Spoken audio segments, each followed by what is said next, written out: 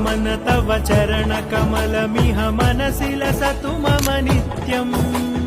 गरुडगमन तव चरणकमलमिह मनसि लसतु मम नित्यम् मनसि लसतु मम नित्यम् मम ताप